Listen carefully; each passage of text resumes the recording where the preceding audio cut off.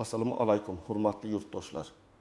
Bugun men pensionerlar, pensiyaga chiqishga yaqin turgan fuqarolar va ota-onasining buyisi yoki bobosining pensiya hujjatlari bilan shug'ullanayotgan har bir oila uchun juda muhim masalani tushuntirib beraman. 2026 yil 21 iyuldan boshlab pensiya bilan bog'liq talablar hujjatlarni tekshirish tartibi. Stajni tasdiqlash, daromad ma'lumotlari va shaxsiy ma'lumotlarning mosligi masalasiga yanada jiddiy e'tibor qaratilishi kutilmoqda. Bu ma'lumotni beparvo o'tkazib yuborish mumkin emas. Chunki bitta noto'g'ri yozilgan sana. Bitta yo'qolgan ish staji yoki elektron bazadagi bitta xato pensiya tayinlashda kechikish, qayta hisoblashda muammo yoki ortiqcha yugur-yugurga sabab bo'lishi mumkin. Men bugun hammasini oddiy tilda, misollar bilan tushuntiraman. Kim tayyorlanish kerak, kim xavotir olmasa bo'ladi, qaysi hujjatlar muhim, qayerga murojaat qilish kerak va eng ko'p uchraydigan xatolar nimalardan iborat. Videoni hozirroq oxirigacha ko'ring. Kanalga obuna bo'ling va like bosib qo'ying. Chunki bu mavzu faqat bitta odamga emas, deyarli har bir xonadonga tegishli. Avvalgi tartibda ko'p odamlar pensiya masalasiga faqat pensiya yoshi yetganda kirishardi. Ya'ni erkak kishi 6 yoshga, ayol kishi 55 yoshga yaqinlashganda hujjat yig'ishni boshlardi. Mehnat daftarchasi bor, pasport bor, ish joyidan ma'lumotnoma olinadi deb o'ylashardi. Lekin amalda hamma narsa doim ham shunday oson bo'lmagan. Kimningdir mehnat daftarchasida muhnoaniq bosilgan, kimningdir ishga kirgan sanasi bor, lekin ishdan bo'shagan sanasi yo'q. Yana kimningdir korxonasi allaqachon tugatilgan, arxiv qayerda ekani noma'lum. Endi asosiy o'zgarish shundaki, pensiya tizimida hujjatlarning qog'ozdagi ko'rinishi bilan elektron bazadagi ma'lumotlar o'rtasidagi moslik juda muhim bo'lib bormoqda. Men buni shunday tushuntiraman. Ilgari odam qo'lida mehnat daftarchasini olib kelsa, undagi yozuvlar asosida ko'p masalalar hal qilinardi.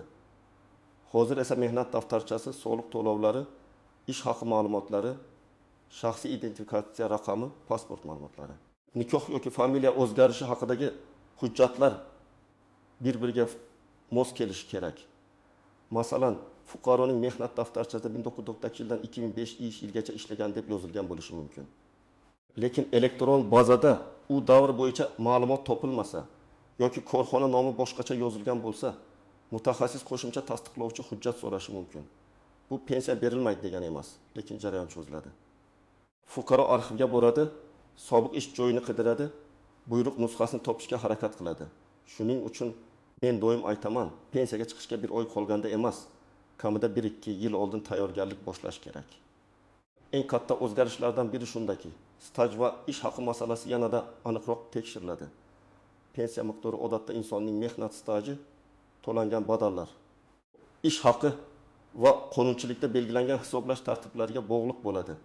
Agar biror davr tasdiqlanmasa, u pensiya hisobiga kirmasligi yoki vaqtincha hisobga olinmasligi mumkin.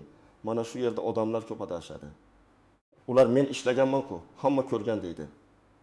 Lekin pensiya tizimi guvohlarning umumiy gapiga emas, hujjatga, bazaga, arxiv ma'lumotiga tayanadi. Ikkinchi muhim masala shaxsiy ma'lumotlardagi farqlar. Ayniqsa ayollarda familiya o'zgarishi ko'p uchraydi. Masalan, qiz familiyasi bilan 1995 yildan 1992 yilgacha ishlagan, keyin turmushga chiqib familiyasini o'zgartirgan. Mehnat daftarchasida bir familiya, pasportda boshqa familiya, nikoh guvohnomasida 3-imlo bilan yozilgan bo'lsa, muammo chiqishi mumkin. Bir harf farqi ham ba'zan tizimda shaxsni aniqlashni qiyinlashtiradi. Karimova o'rniga Karimova, O'rnova o'rniga O'rnova, tug'ilgan sana 2005 o'rniga 2005 yozilgan bo'lsa, albatta aniqlik kiritish talab qilinadi. 3-masala, ishlayotgan pensionerlar. Ko'pchilik pensiyaga chiqqandan keyin ham ishlaydi. Bu yomon emas, aksincha qonuniy ishlash va rasmiy daromad olish kelajakdagi qayta hisoblashlar uchun muhim bo'lishi mumkin. Lekin ishlayotgan pensioner o'z ish joyida rasmiy ro'yxatdan o'tganmi? Mehnat shartnomasi bormi? Daromadlari to'g'ri aks etyaptimi? Shularni tekshirtirib turish kerak. Ba'zi odamlar menga qo'lda pul berishadi, menga farqi yo'q deydi. Farqi bor. Chunki qo'lda berilgan, rasmiy ko'rsatilmagan pul pensiya huquqi, ijtimoiy kafolat va hisob kitobda ko'rinmaydi. Birinchi navbatda pensiya yoshiga yaqinlashayotganlar, agar siz erkak bo'lsangiz va EB 7-6 yosh oralig'ida bo'lsangiz yoki ayol bo'lsangiz va EB 2-5 yosh oralig'ida bo'lsangiz, hozirdan hujjatlaringizni tartibga keltiring. Men bunday odamlarga kutmang deyman. Chunki biror arxiv ma'lumotni olish ba'zan bir hafta emas, bir necha oy vaqt oladi.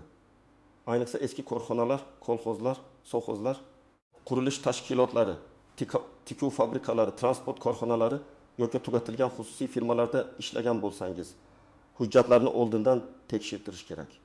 Ikkinchi guruh. Mehnat faoliyatida uzilishlari ko'p bo'lganlar.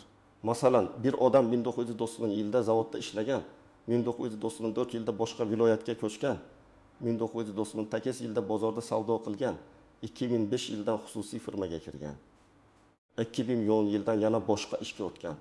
Bunday odamda har bir davr bo'yicha hujjat alohida tekshiriladi. Agar 1998 yildan 2005 yilgacha rasmiy ishlamagan bo'lsa, bu davr stajga kirmasligi mumkin. Agar yakka tartibdagi tadbirkor bo'lgan bo'lsa, soliq va badal to'lovlari bo'yicha ma'lumotlar muhim bo'ladi. Uchinchi guruh chet elda ishlaganlar. So'nggi yillarda ko'p fuqarolar Rossiya, Qozog'iston, Turkiya, Koreya yoki boshqa davlatlarda ishlagan. Chet eldagi mehnat davri pensiya hisobida qanday inobatga olinishi xalqaro shartnomalar, rasmiy hujjatlar va tasdiqlash tartiblariga bog'liq. Men bu yerda aniq bir xil qoida hamma davlat uchun ishlaydi deb ayta olmayman. Lekin bitta umumiy qoida bor. Hujjat rasmiy bo'lishi kerak. Ish shartnomasi, daromad ma'lumoti, sug'urta badallari, tarjima va tasdiq masalalari oldindan o'rganilishi kerak. 4-guruh nogironlik pensiyasi, boquvchisini yo'qotganlik pensiyasi yoki imtiyozli pensiya olish ehtimoli bor fuqarolar. Bunday holatlarda faqat yosh va staj emas, tibbiy xulosa, oila tarkibi, qaramog'idagi shaxslar, maxsus ish sharoitlari, zararli yoki og'ir mehnat sharoitida ishlagan davrlar ham tekshiriladi. Masalan, ko'nchilik, kimyo sanoati, metallurgiya, ayrim tibbiyot yoki transport sohalarida ishlaganlar uchun maxsus hujjatlar talab qilinishi mumkin. Birinchi misolni olaylik. Gulbahor opa 75 yoshga kirib pensiyaga hujjat topshirmoqchi. U 1999 yildan 1996 yilgacha tikuv fabrikasida ishlagan. Keyin 3 farzand tarbiyasi bilan uyda bo'lgan. 2004 yildan 2024 yilgacha maktabda texnik xodim bo'lib ishlagan. Uning mehnat daftarchasida fabrikadagi davr bor. Lekin muhr juda xira. Fabrika esa tugatilgan. Agar Gulbahor opa bu masalani pensiya yoshiga yetganda boshlasa, arxivga so'rov berish, javob kutish, ma'lumotni tasdiqlash jarayoni uni charchatadi. Agar u 2 yil oldin buni tekshirtirsa, xotirjam bo'ladi. Natijada 7 yillik staj yo'qolib ketmaydi. Pensiya hisobida ko'rib chiqiladi. Ikkinchi misol. Anvar aka 60 yoshga yaqin. U 1935 yildan 2002 yilgacha qurilish brigadasida ishlagan, lekin ish norasmiy bo'lgan. Keyin 2003 yildan rasmiy korxonada ishlagan. Anvar aka, men o'sha paytda juda ko'p ishlaganman, og'ir mehnat qilganman deydi. Men bunga insoniy tomondan tushunaman. Lekin pensiya hisobida savol boshqa. O'sha davrni qaysi hujjat tasdiqlaydi? Agar mehnat shartnomasi bo'lmasa, ish haqi qayd etilmagan bo'lsa, badal to'lanmagan bo'lsa, bu davrni stajga kiritish qiyin bo'ladi. Shuning uchun yoshlar ham, o'rta yoshdagilar ham bugundan rasmiy ishlashga jiddiy qarash kerak. 3-misol. Dilnoza opa turmushga chiqqandan keyin familiyasini 2 marta o'zgartirgan. Mehnat daftarchasida qiz familiyasi, diplomda bir familiya, pasportda hozirgi familiyasi, agarnikoh guvohnomasi. Familiya o'zgarganini tasdiqlovchi hujjatlar to'liq bo'lsa, muammo hal qilinadi. Agar yo'qolgan bo'lsa, FHDyo organdan qayta guvohnoma olish kerak bo'ladi. Bu oddiydek tuyuladi. Lekin amalda pensiya hujjatlari ko'rib chiqilayotganda eng ko'p vaqt oladigan masalalardan biri aynan shaxsni tasdiqlashdagi farqlardir. 4-misol. Sobir aka pensioner, lekin hali ham qorovul bo'lib ishlaydi. Ish joyi unga har oy pul beradi, lekin rasmiy stavka juda past ko'rsatilgan. Sobir aka, men baribir pensiyadaman deb o'ylaydi. Lekin daromad va to'lovlar rasmiy aks etmasa, keyinchalik qayta hisoblash yoki boshqa ijtimoiy masalalarda bu ko'rinmaydi. Men bunday fuqarolarga ish beruvchi bilan mehnat shartnomasi, rasmiy oylik, soliq, ijtimoiy to'lovlar haqida ochiq gaplashishni maslahat beraman. Agar sizning barcha ma'lumotlaringiz elektron bazalarda to'g'ri aks etgan bo'lsa, mehnat daftarchangiz tartibli bo'lsa, ish joylaringiz rasmiy bo'lgan bo'lsa, familiya va tug'ilgan sana bo'yicha farqlar bo'lmasa, siz ortiqcha vahimaga tushmasangiz ham bo'ladi. Lekin bu umuman tekshirmaslik kerak degani emas. Men tajribamda ko'rganman, odam o'z hujjatlari to'liq deb o'ylaydi. lekin bitta eski ish joyi bo'yicha buyruq raqami noto'g'ri bo'ladi. Yoki ishga kirgan sana bilan ishdan bo'shagan sana o'rtasida tushunarsiz bo'shliq chiqadi. Agar siz hozir pensioner bo'lsangiz va pensiyangiz muntazam tushayotgan bo'lsa, bu xabar sizni qo'rqitmasligi kerak. Lekin siz ham o'z ma'lumotlaringizni tartibda saqlashingiz zarur. Ayniqsa yashash manzilingiz o'zgargan bo'lsa, bank kartangiz almashgan bo'lsa, pasport yoki ID karta yangilangan bo'lsa, bu ma'lumotlar tegishli tizimlarda yangilanganiga ishonch hosil qiling. Chunki ko'p muammo aynan men buni aytish kerakligini bilmagan edim degan joydan boshlanadi. Endi eng muhim, lekin ko'pchilik e'tibor bermaydigan nozik joylarga o'tamiz. Birinchi nozik nuqta bolani parvarish qilish davri. Ayrim holatlarda farzand parvarishi bilan bog'liq davrlar staj masalasida qonunchilik doirasida ko'rib chiqilishi mumkin. Lekin bu avtomatik tarzda hech qanday hujjatsiz qo'shiladi degani emas. Tug'ilganlik haqidagi guvohnoma, ona yoki ota ekanini tasdiqlovchi hujjatlar, mehnat faoliyatidagi uzilishlar bilan bog'liq ma'lumotlar kerak bo'lishi mumkin. Men ayniqsa ko'p farzandli onalarga hujjatlarni oldindan tartiblashni maslahat beraman. Ikkinchi nozik nuqta harbiy xizmat. Harbiy xizmat davri ham tegishli tartibda tasdiqlanishi kerak. Harbiy bilet xizmat o'taganlik ma'lumotnomasi sanalar aniq bo'lishi lozim. Fuqaro 1907 yil may oyidan 1909 yil iyun oyigacha xizmat qilgan bo'lsa, bu davrni tasdiqlovchi hujjatdagi sanalar pasport va boshqa ma'lumotlar bilan mos bo'lishi kerak. Uchinchi nozik nuqta o'qish davri.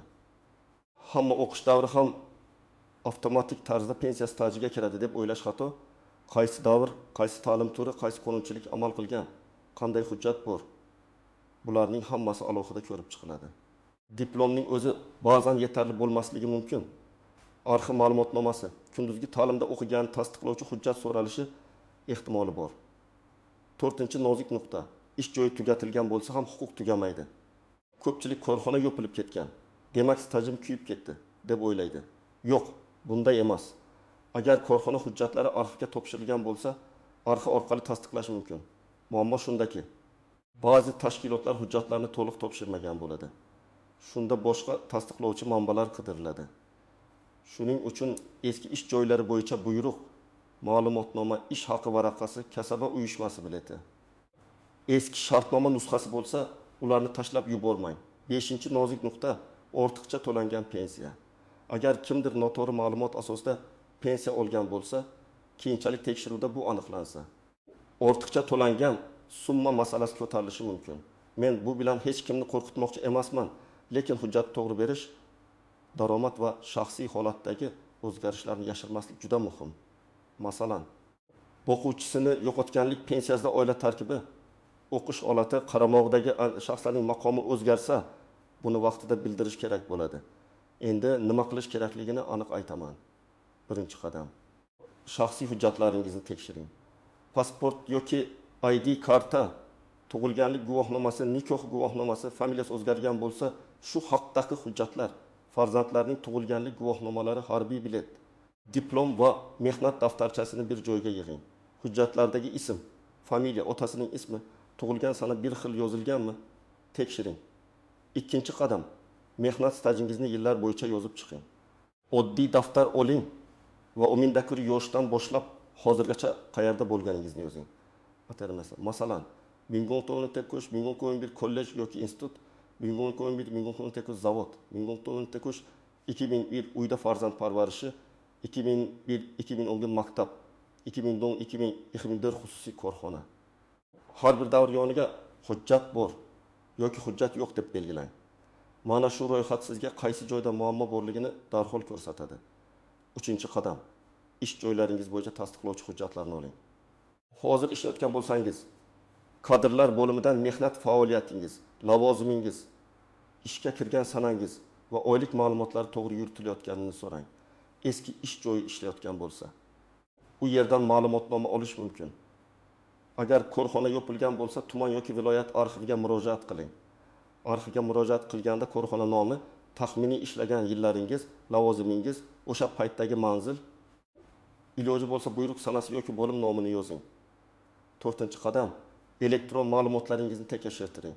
Pensiya jamg'armasi bo'limi, Davlat xizmatlari markazi yoki tegishli elektron xizmatlar orqali o'zingizga oid ma'lumotlar to'g'ri aks etganini aniqlang. Agar siz elektron xizmatlardan foydalana olmasangiz, farzandingiz, nabirangiz yoki ishonchli yaqinlaringizdan yordam so'rang. Lekin login, parol, bank karta ma'lumotlarini begona odamlarga bermang. 5-qadam, xatoni ko'rsangiz kutmang.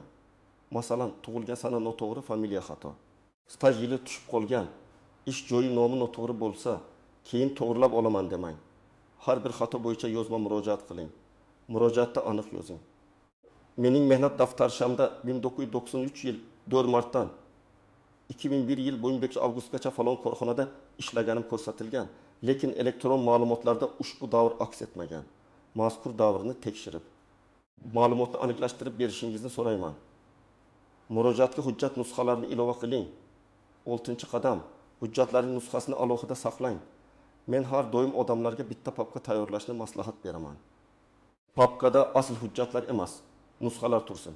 Asl hujjatlar alohida xavfsiz joyda saqlansin. Mehnat daftarchasi, harbiy bilet, diplom, nikoh guvohnomasi, tug'ilganlik guvohnomalari, arxiv ma'lumotnomalari, ish haqi ma'lumotlari, sud qarorlari bo'lsa, barchasidan nusxa qiling.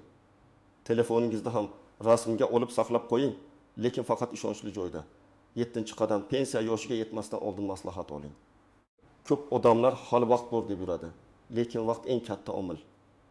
Agar arxiv javobi 3 oyda kelsa, biror hujjat qayta tiklanishi kerak bo'lsa, sud orqali faktni belgilash zarur bo'lsa, bularning barchasi vaqt oladi. Shuning uchun 2026 yil 20 iyuldan keyingi tartiblar va amaliy tekshiruvlar sizni qiynamasligi uchun bugundan harakat qiling. Birinchi xavf vositachilarga ishonib qolish. Kimdir men sizga pensiyani ko'paytirib beraman, staj qo'shib beraman, hujjat kerak emas, hammasini hal qilaman desa, juda ehtiyot bo'ling. Pensiya qonuniy hujjatlar asosida hisoblanadi. Noto'g'ri yo'l bilan kiritilgan ma'lumot keyin katta muammo bo'lishi mumkin. Har qanday murojaatni rasmiy idora, davlat xizmatlari markazi yoki vakolatli tashkilot orqali qiling. Ikkinchi xavf og'zaki va'daga ishonish. Bo'ladi, opa, xavotir olmang. Hal qilib beramiz. Keyin kelasiz degan gaplar yetarli emas. Sizda murojaat raqami, qabul qilingan sana, yozma javob yoki elektron tasdiq bo'lishi kerak. Agar masala hal bo'lmasa, aynan yozma javob keyingi bosqichda sizga kerak bo'ladi. 3-xavf bank kartasi va shaxsiy ma'lumotlarni begonalarga berish. Pensionerlar ko'pincha firibgarlar nishoniga aylanadi. Kimdir telefon qilib, pensiyangiz oshadi, kodni ayting. Kartangiz blok bo'ladi. SMS kodni yuboring desa, darhol suhbatni to'xtating. Hech bir rasmiy xodim sizdan SMS kod, karta paroli yoki maxfiy ma'lumotlarni so'ramaydi. Pensiya masalasi bo'yicha faqat rasmiy manbalarga tayaning. 4-xavf. Hujjatlarni tashlab yuborish. Eski qog'oz keraksizdek ko'rinishi mumkin. Lekin 3 yil oldingi ish haqi varaqasi, buyruq nusxasi, ma'lumotnoma yoki eski guvohnoma bugun sizga juda kerak bo'lib qolishi mumkin. Ayniqsa mehnat daftarchasi yozuv noaniq bo'lsa, qo'shimcha hujjatlar hal qiluvchi ahamiyatga ega bo'ladi. Demak, 2026 yil 21 iyuldan boshlab pensionerlar va pensiyaga yaqinlashayotgan fuqarolar uchun eng muhim masala hujjatlarning to'liqligi, ma'lumotlarning mosligi va stajning rasmiy tasdiqlanishidir. Men sizga bitta asosiy fikrni qoldirmoqchiman. Pensiya yoshiga yetganda hujjat izlash kech bo'lishi mumkin. Bugun tekshirtirish esa ertangi muammoning oldini oladi. Pasport, mehnat daftarchasi, arxiv ma'lumotlari, ish haqi, familiya o'zgartirishi, harbiy xizmat, farzandlar, o'qish va chet eldagi ish davrlari bo'yicha hammasini tartibga soling. Agar siz hozir pensioner bo'lsangiz, ma'lumotlaringizni yangilab turing. Agar pensiya chiqishga yaqin bo'lsangiz, birinchi navbatda stajingizni yillar bo'yicha yozib chiqing. Agar ota-onangiz pensioner bo'lsa, ularga yordam bering, hujjatlarni birga tekshiring. Bitta farzandning bugungi yordami ota-onaning ertangi ovora bo'lishining oldini oladi. Sizdan iltimos, kommentariyada yozing, sizning mehnat daftarchangizda yoki pensiya hujjatlaringizda muammo bo'lganmi? Qaysi hujjatni topish qiyin bo'lgan? Tajribangiz boshqalarga ham foyda beradi. Videoga like bosing, kanalga obuna bo'ling va yaqinlaringizga yuboring. Chunki bu mavzuni qancha ko'p odam bilsa, shuncha ko'p oila ortiqcha muammo va kechikishlardan saqlanadi.